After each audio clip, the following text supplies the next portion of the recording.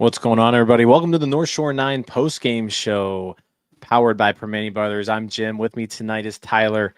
Tyler, the Pirates' September spiral continues. They lose tonight 4-1, their 10th loss in 11 games. Just a lot of the same. A lot of the same. Ton of the same. No offense. Just hard baseball to watch. I don't really know if there's another way to describe what's happening right now. It's frustration. A lot of it. Yeah, I guess if there's a bright side to all of this, there's only 10 games left. I'm glad that's the bright side you went with. So if this is what it's gonna be like the rest of this season, hopefully it's at least short-lived. But good God, this is just a pathetic, boring, atrocious stretch of baseball this team's in right now.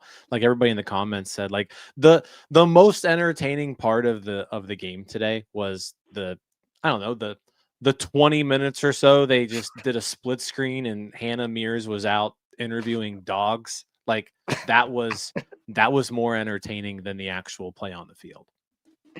Yeah, and the most entertaining part of the day was Flores getting called up, who didn't see the field tonight. So literally, just there you go. Yeah, it's tough to be a Pirates fan right now. Yeah, typically we can at least get pretty excited and we can talk about like how good Paul Skenes looked, right? But that wasn't even the case today. Yeah. Skenes was just he was off. The command was off. Fastball wasn't really putting it where he wanted to. He walked 3 batters today, gave up a homer to lead off the game, gave up 2 runs in the first inning, which I don't know if he's ever done that before. He has not. Yeah, so first time ever doing that.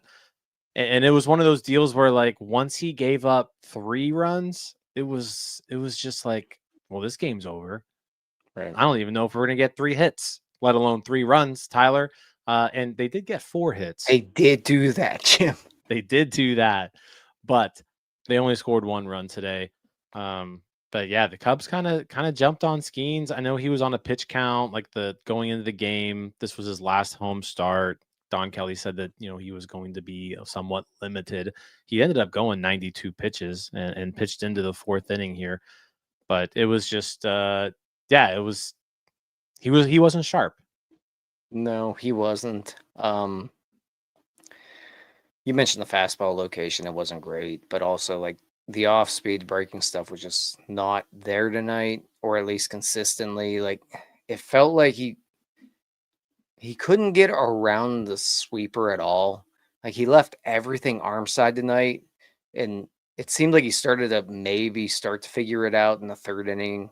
Like he struck out PCA. There was a point PCA kind of looked, and it was a middle pitch that was up, and I think the Cubs were just looking away all night because everything was left arm side. Like the sweeper, everything was kind of like had the gyro spin, like just cement mixers left and right. He couldn't get around it, which you never see from Paul Skenes. So, Yep. And that's fine. You're going to have that. It's just weird when it's Paul Skenes because he doesn't do that. Yeah, it's weird. And like I said, this was one of the worst outings he's had. And guys, he still only gave up 3 runs. Like he gave up 3 runs. He could have gone longer if they wanted to. Though. They're just they're being really careful with him, right? So he went 92 pitches. Yeah.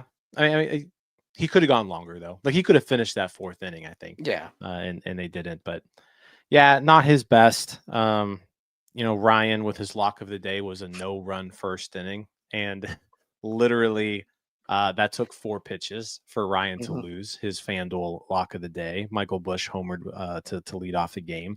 Then, he walked Ian Happ, gives up an RBI single to Pete Crow Armstrong. And then Happ with another sacrifice fly. So those were the 3 runs scored off of Skenes. But yeah, I'm with you. Like he was just something was off today with him. Wasn't his best command wise. When he was near the zone, it was getting hit, and when he just wasn't placing the ball where he typically puts it. Yeah, you could see the frustration he had with it. And again, I keep going back to like every single breaking ball he threw. He left it arm side, left it, even fastball. He could not run anything into a lefty, and they sat on it. And you know what, man? Like, if it's gonna happen now, whatever. Look, it's fine. He has a 2.03 ERA. You're allowed to have some bad starts here and there. And yes, this was a bad start. It happens. It's a it's a good bit less than every other really good starting pitcher has per year. Mhm. It just happens here and there. And maybe maybe Paul Skenes is ready for the offseason like us. Yeah, you gotta imagine he's got at least one more start, and then he's lined up to start the final game of the year. So I wonder if they'll do a situation like they did last year, where like he'll start, but he'll only pitch an inning or two, right? Yeah. So we don't have too much left of Paul Skenes remaining, but yeah, tonight not one of his best. He falls to 10-10 on the season, Tyler, with an ERA of 2.03. He's got the Cy Young pretty much locked up at this point. But it's going to be interesting because, yeah, I mean, one, maybe two more starts left. And I don't think a Cy Young award winner has ever been below 500. I was wondering that as well. I don't believe it's ever happened. I don't think it has either. I remember like the conversations Mhm. mid-season when he was really bad, and I don't think it has ever happened. But I mean, he's going to be 500 maybe, because I think it might end up what you're talking about. Because honestly, I'd argue it might be stupid to throw him 6 innings on the last game of the year. Like, why? Oh, yeah. I mean, there's no reason to just like let him go out there and cut loose. Like they're gonna be really careful with him these last couple of starts. It's gonna be like today where like they're not gonna let him go more than 90 pitches. So Yeah, yeah, but I'm not even like the last game anticipating. of the year, would you even? Well, I'd be tempted to just skip it. I'd go ahead and I'd put him out there, and he made a mention of this earlier in the year where like they're gonna keep track of his innings, but the one thing that they decided on was like he's not missing a start. He's gonna get the ball every fifth game. So if they stick to that, he'll get the ball that in game 162. But I can't imagine him pitching very long in that game. Yeah, there's a chance he could get a loss in that game. It's possible. It's possible, but yeah, I don't believe anyone's ever won the Cy Young with a losing record. Miles is saying once that someone was 500 Okay. and has won it. So yeah, but the interesting little storyline there to follow going into the rest of the year. But yeah, man, I mean, this offense, Tyler, it's just What it's so offense? pathetic. It's so pathetic. You almost get I kind of got a little bit excited today. Like, don't get me wrong. I'm not a huge Rafael Flores. Like, I'm not super high on Mhm. Rafael Flores. I think he's got a chance to be a capable major league hitter, but like I don't think he's like any sort of impact bat Mhm. by any means. But I was excited to see Rafael Flores. Got the news today that he was getting called up, and then he just doesn't even start game one. So I'm imagining he's gonna take over maybe that Peguero role where he was platooning with Horwitz at first base. Like I wonder if that's where he'll get the majority of his playing time. I'm sure he'll get a starter to a catcher coming down the stretch here. But yeah, I wonder how much we'll actually see of Flores. But I was a little disappointed not to see him in the lineup today. Me too. Um, I don't know how much we'll see him at catcher, but maybe more in the DH spot. Sorry, Kutch. That's the other weird thing, man. Like, you want to see Kutch if this is the last time we do, because you never know. But also, you do want to see Flores play here. So, and at the same time, like Davis has to catch a good bit of games because you don't want your pitchers out of whack this last week of the year. Like it's an uncomfortable situation, but yeah, you find a spot for him. It's not like there's another guy in this lineup hitting yet 4 hits today. He struck out 12 times. Just throw him play him a shortstop. I don't care. Let's get weird. I don't know about that, but I know, but let's just get there's weird. Who cares? like Jack Sawinski's getting everyday at bats. Nick York, I'm fine seeing Nick York. I don't think there's anything there, but I'm fine seeing him over and over again. Alexander Canario continues to get a ton of playing time. Like, yeah, there's got to be a way to get this guy in the lineup somehow, some way. You know what? Just toss Kutch in right field for a few games. Who cares? Kutch probably will not complain. It's the end of the year, so like, Yeah, yeah, he's if got you're gonna like empty, 10 like days now's the left. time to empty the tank, you know? Right. Who cares? Yeah. Let No, I'm Flores with you. DH, put Kutch in right. Who cares? I'm with you there. Like they just, I want to see him a little bit here towards the end of the year. But Yeah. yeah, I mean, outside like the offense was pathetic today. They scored 1 run in the first, and that was a O'Neal Cruz triple. He was benched yesterday due to just lack of focus in Sunday's game. So he gets benched in yesterday's game. He's back in the lineup today, and he's in the cleanup spot. And he immediately comes out and he hits that triple, and you're like, oh, okay, well that's cool. But then he goes strikeout, strikeout, strikeout right after that. And like I said, after that, the entire offense only got 2 more hits, one of which was a Henry Davis cue shot off the end of the bat that barely made it to the outfield grass. And then Alexander Canario popped one up that just ended up being in no man's land.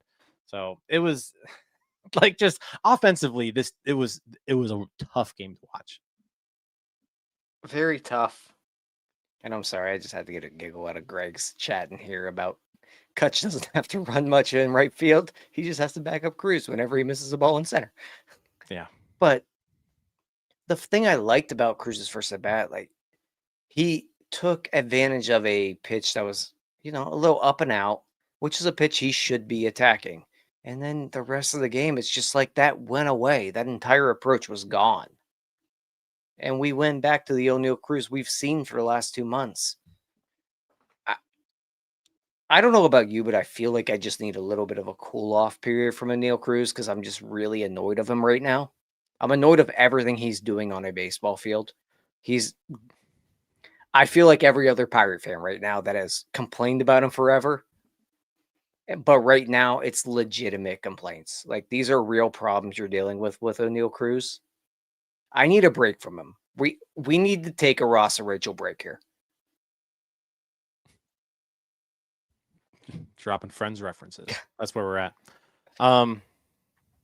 Yeah, 691 OPS now on the year. And I don't think that was ever something that I would have said for O'Neal Cruz. Going into this year, like he had a pretty good year last year. Like I was looking at his season last year. It was a good season. And then the way he started off this year, you were just like, man, it's nice that he's finally taken this step forward into superstardom. And then once like mid-May hit, really it was like once the season was over, which was pretty quick, but like once it was like this team is completely dead in the water, he just stopped. And it's been a terrible thing to witness ever since. And Michael, like shout out to Michael here with the super chat. He says he just wants to get this off his chest, but this is an epic collapse, not a way to end the season with any kind of momentum. This is disgraceful. And I mean, I agree with him. Like they were playing a pretty good stretch of ball going into September, and then September just undid everything that they did in August. They said 10 losses now in their last 11 games. It's terrible. Seriously, like me and Neil talked about it a little bit last night, but pretty much all the goodwill we got in late August, kind of early September, but mid to late August, it's all gone. Like they're 22 games below 500. They are about as rock bottom as they have been all year. This is uncompetitive, unwatchable. It's bad. And everything you would hope to build on going into the next year that we talked about, it's not happening. Like, good Lord, even like Paul Skenes' potential last like legitimate start, not good. Like everything you hope to build on, just nothing has gone right. This sucks. It does. It sucks. Yeah, I mean, prior to this 1-10 stretch, they were 11-3 going into this. Their previous 14 games before this stretch, 11-3. That's some good ball. Yeah. That's 2 weeks of like really good baseball, and then it's just, yeah, you were hoping for just play good ball down the stretch here, Mhm. and it's been bad. It's been bad. But the guys who were heating up a little bit have kind of cooled off. Tommy Pham started to cool off.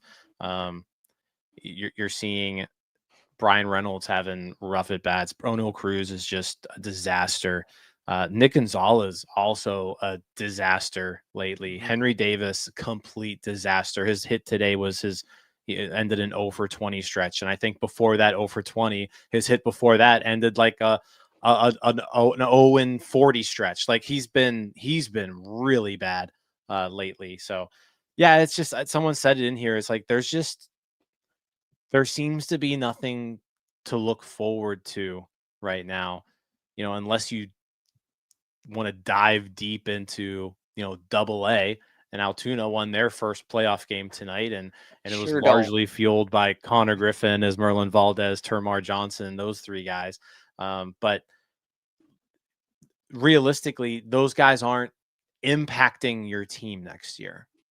Like Connor Griffin is going to be on the Pirates in 2026, most likely. But like, is Connor Griffin going to be impacting this team in such a way that it completely turns them around? No, like you're going to have to rely on the guys who are on this roster right now to do something. And just none of them are showing you anything. None. None. And I talked about it a little bit last night. Excuse me. But it's not even a young lineup. Like these aren't guys that you're thinking could improve next year. Like Brian Reynolds is on the downswing of his career. O'Neill Cruz is 27 years old. Like Spencer Horwitz is not a young major leaguer. Jack Sawinski's not good. Nick Gonzalez has plateaued as a player. Where's the improvement really coming? We're at the point where these guys are who they are or they're declining. Tommy Pham is old. Andrew McCutchen is old. Where's the improvement? I don't know. There is none. No one's improved. This entire No. offense has taken a step back across the board. Horwitz, worse than he was last year. And I mean, I'll give him a little bit of a pass for those first, like that first month or two, because of the wrist injury. He has looked like the only competent hitter really on this team for the last couple of months. McCutchen has taken a step back. Reynolds, huge step back. Bart, step back. Gonzalez, step back. Cruz, huge step back. Like everyone's taken a step back. It's just it's awful. Like it's it's a dire situation. It's a dire situation they're in right now. The pitching is more than holding its own. This is a legitimate major league pitching staff that they've got, and the offense is just putrid. Awful. Like, and it's not a quick fix either. Like, Jim, it's not. It needs an overhaul. And Well, we'll have all off season to talk Yeah. about a potential overhaul. Yeah. Hopefully, we're talking about an overhaul of the general manager position, because whoever's in charge of putting this together You know what, man? cannot Maybe be this allowed to rough stretch continue. maybe this rough stretch is what we needed. Because if they would have kept playing okay baseball, we might be watching the same thing next year. At least now there's some sort of chance that we might not be watching the same GM build this team. Yeah, I mean, tonight's loss guaranteed that they finish worse than last year. It was their 87th loss. Last year they were 76 and 86. So as of right now, it is impossible for the 2025 Pirates to be as good as the 2024 Pirates. And they had a full year of Paul Skenes. They had a full year of Paul Skenes. They went out there and they got their first baseman for cheap, right? They had a huge bounce back season from their all-star closer. Like they also you also got to don't forget that like the all-star closer who you needed to be really good was really good. And this is what we got. Yeah, and we talk about like I see Greg in the chat talking about wasted talent, and I know a lot of it's on the pitching side, but wasted talent wise, I don't see much talent in this lineup. Like, yeah, I'm assuming he's talking about the pitching. Yeah, like, there is talent. I agree, but like hitting wise, there's not much talent here. Like they are who they are, and it's not good. They rolled the dice on a bunch of guys that just are not competent major league hitters right now. You know what they are, Tyler? Hit it. Loser. You're all a bunch of losers. They're just a bunch of losers right now. Like they just flat out stink. They flat out stink. They've stunk for years now. Year 6 of this stinks. Year 7's gonna stink unless they do something drastic over the offseason. And yeah, man, it's bad. It's bad. Like I usually I still like have fun doing these shows because it's like we're still talking about baseball, right? But at this point, it's like, man, we got 10 games left in this season where we have to figure out how to talk about this same old crappy team. And again, like I feel like I'm doing like this is the exact same show that you and Neil did last night. It's the exact same show, right? Same one. I've repeated myself 3 times, I think. It's the same show. Yeah. Pitching was okay, gave up 4 runs. That's what they did last night. And the offense was terrible. Like you give up 4 runs, you should at least feel like you have a chance to win the game. Yeah. Tonight, last night, no chance. No chance whatsoever after giving up 4 runs. None. I mean, this game was over in the first. This game was over in the first inning. 2-0. You could have if you believed this game was over 2-0 in the first inning, like I would not have argued with you on that one.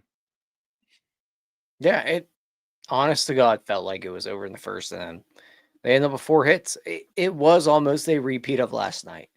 Just completely uncompetitive. It's just so painful to watch. I don't know, man. Had 3 at-bats. They only had 3 at-bats today where they even had a runner in scoring position. Actually, tonight was worse than last night. At least last night they had the bases loaded in the 9th, and there was like a 3-second stretch where, well, if they run into a long ball, maybe there's something here. No. Here we are. I'll say this. They had that shot in the... When was that? That was the third. In the 3rd inning, Henry Davis with that little cue shot. Spencer You know Horwitz what? Henry walked. Davis went the other way with a hit. He did, but I don't think he meant to. Yeah, it was on accident that it worked. Horwitz walks, and then you're like, okay, 1 out. You've got Reynolds and Cruz coming up. You're down 2. Like that was their chance to kind of get back into this game and make it something.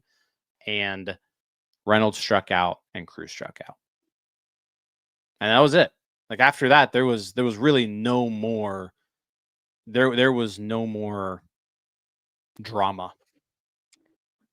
Let's see how many hits they have after.